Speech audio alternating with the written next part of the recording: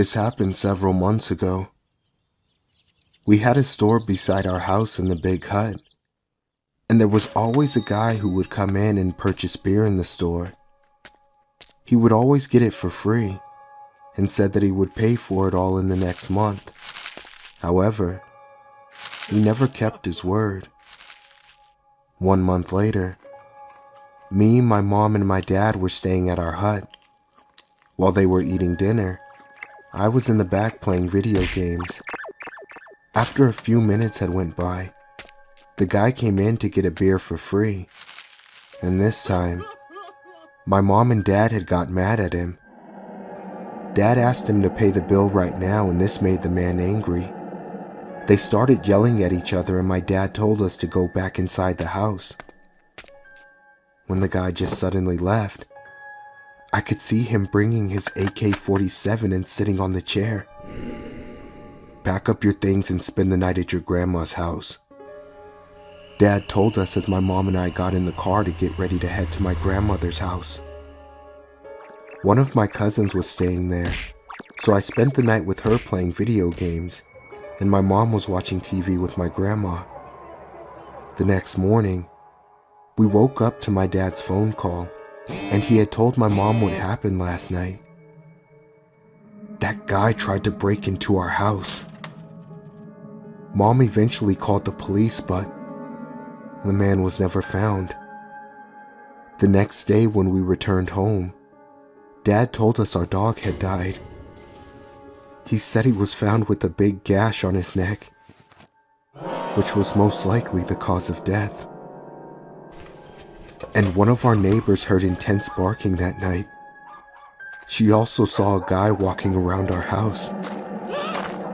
After the investigation, the police found out that he had an axe which was used to kill my dog. Since that horrific incident, my dad's friend and cousins went to our house to guard for the nights. And unfortunately, the guy was still never found. I hope that I don't encounter him in the future.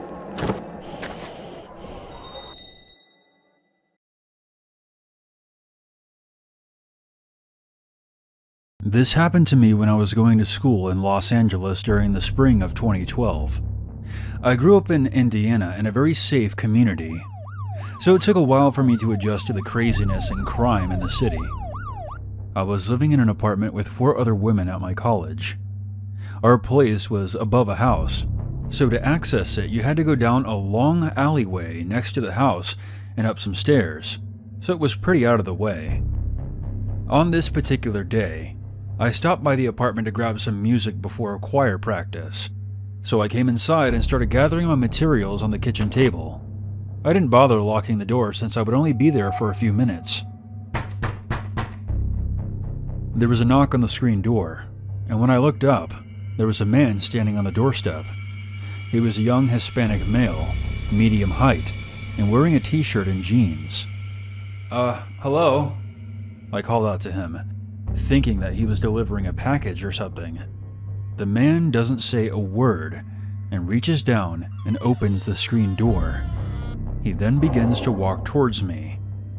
Still at this point, I was not alarmed, starting to say something about him leaving the package on the table, when I noticed he didn't have one. The only thing in his hand was a box cutter. By the time I realized this, he was too close for me to escape, and he put the blade against my neck. He then told me to get up and walk into my roommate's bedroom next to the kitchen. He locks the door and pushes me onto the bed. My mind is racing the whole time, telling myself that he probably just wants to rob me and that I will let him take whatever he wants. As I'm sitting on the bed, he starts looking around the room. He then grabs some telephone cables next to the bed and begins trying to tie my wrists together. It wasn't working too well, but he kept trying. I eventually snapped out of my trance, realizing that this situation could become even more dangerous if he binds me. I screamed and started pushing him. I made a break for the door. He caught me and tried again to tie my hands together. but I was thrashing and screaming and kept hitting him in his head. After a few seconds of this, he decides to bail and runs out of the apartment. I followed him, screaming for help.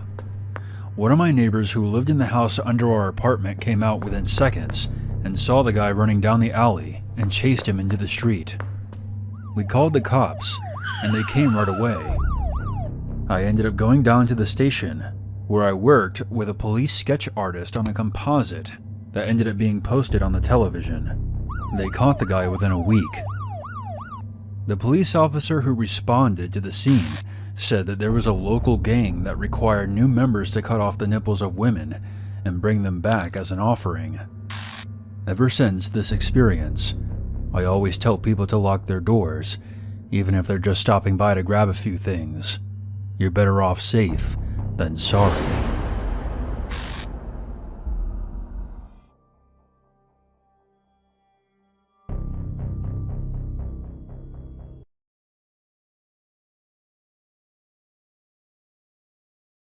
This happened last year around December.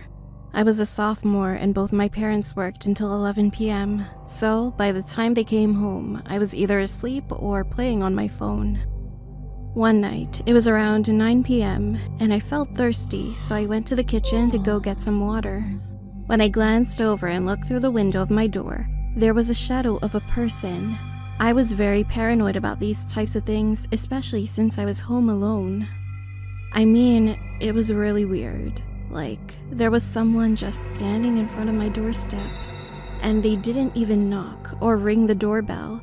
So I went to the front door slowly and looked out the peephole to see who was standing there. And what I saw was heart-stopping. It was a man in his late 30s or early 40s. He had blood all over his shirt and face, and the worst part was that there were two more men behind him. They looked younger than him. I thought that I was probably going to get robbed or even killed. As I was slowly backing away, I heard one of them whispering, "One of you go and see if the back door is open." I immediately rushed to the back door before the other man could, but fortunately, the door was locked as usual. I then ran upstairs and called the police. They wanted me to stay on the phone with them, but as soon as they said that, I could hear the back gate being crushed. I was frightened, but tried not to scream as hard as possible. However, not long after, I could hear both men trying to break the front door too. I realized that they managed to come inside, so I ran into the bathroom and locked myself in there. At least 3 pairs of footsteps were barging about the house. Eventually, they were going to come upstairs, so I opened the window, getting ready to jump. One of the men was coming upstairs slowly, and each footstep was getting closer and closer. And that was the moment. He tried to twist the doorknob to open the door, but as it was locked, he knew. He yelled to the other man, "Someone's hiding in there," and he continued turning the doorknob violently. Again, I forced my hands over my mouth so that I wouldn't scream.